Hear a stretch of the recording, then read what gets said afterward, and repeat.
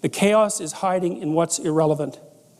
And that's a very interesting observation, because since the chaos is virtually infinite, it's a real question. Is where the hell do you put it? Well, you put it in what you ignore. And you can ignore it as long as it isn't actively interfering with your movement forward. You can assume that it doesn't matter. That it isn't matter. That it doesn't matter. Same thing. All right, so here's the kicker. There's one more class of things that you can run into along the way. And this is where the chaos breaks through. So let's say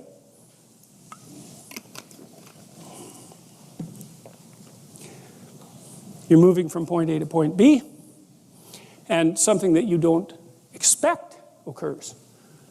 And it gets in the way. So let's say that you're living with someone, and maybe you kind of like them. You're not married, so you don't like them that much, because otherwise you'd ask them to marry you. But anyways, and so a quarter of you is looking for something better, and 3/4 of you is half satisfied, something like that.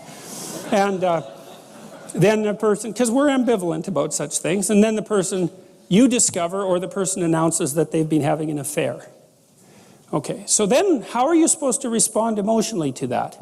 Well, the part of you that wasn't all that committed to the relationship is kind of exhilarated by that, and then the 3/4 of you that's half satisfied is hurt, and you're going to exploit that part for sure in the ensuing discussions, and not mention the, oh, that's kind of exciting that you've, betrayed me that way.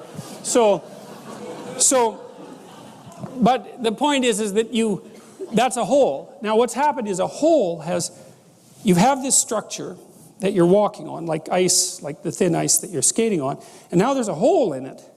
And the hole, we don't even know how deep the hole is, but you know there's a hole there, and so now you're anxious about it, although maybe also a little bit excited, because God only knows what's down there. But you don't know what to do with that hole, because it could spread very badly on you. It could be that, the whole relationship was a facade, and that all your relationships have been facades, and that the reason that is because you're so damn shallow that it's impossible for you to have a relationship that isn't just a facade, and that's partly because you don't pay any attention to other people, and it's also partly because you're malevolent and selfish.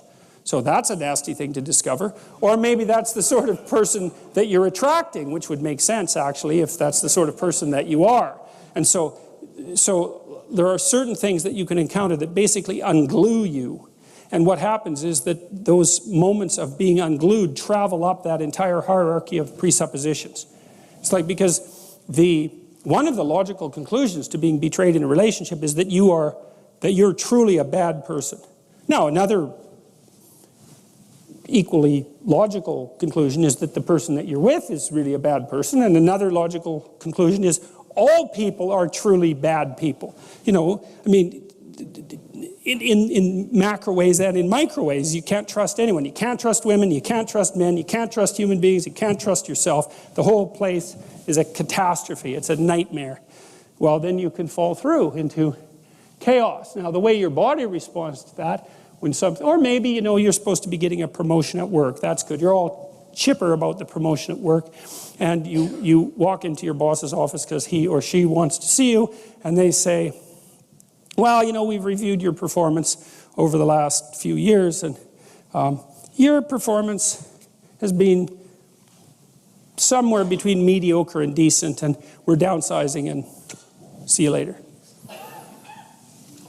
That's not a raise or a promotion, that's for sure. That's a hole that you fall into. And the question is, well, what do you make of that, right?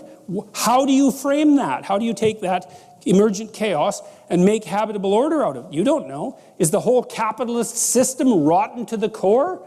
I mean, that's a convenient explanation under those circumstances, that's for sure. Were you working for a psychopathic son of a bitch?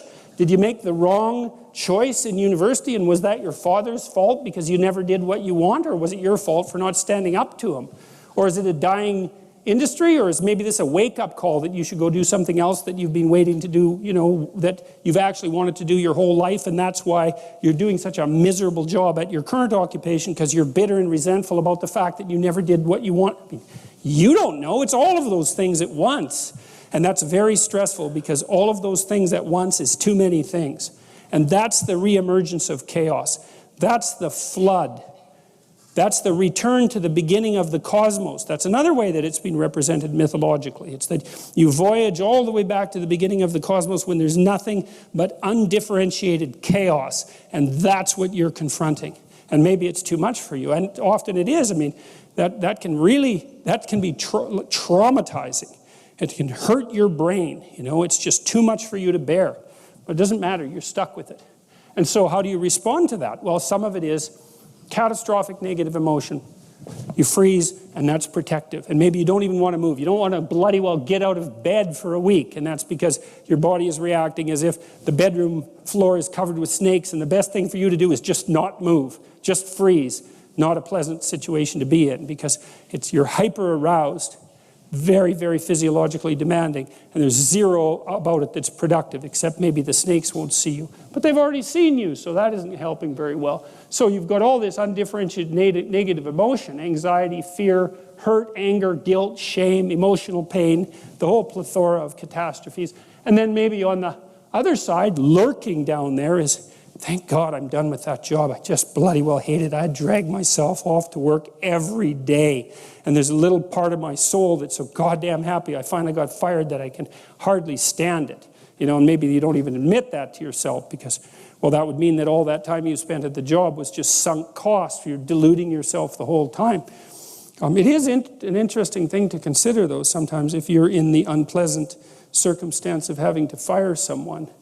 You know, sometimes firing someone is the best thing that can happen to them, which doesn't mean that you should go out and, like, enjoy it. Although I have met very disagreeable people who actually enjoyed firing people. I'll tell you a story about that at some point because it's quite interesting. But, you know, sometimes if someone's just limping along in their job and doing it as miserably and wretchedly as they possibly can imagine, the best thing you can do to them, for them, is to say, you know, you're failing at this.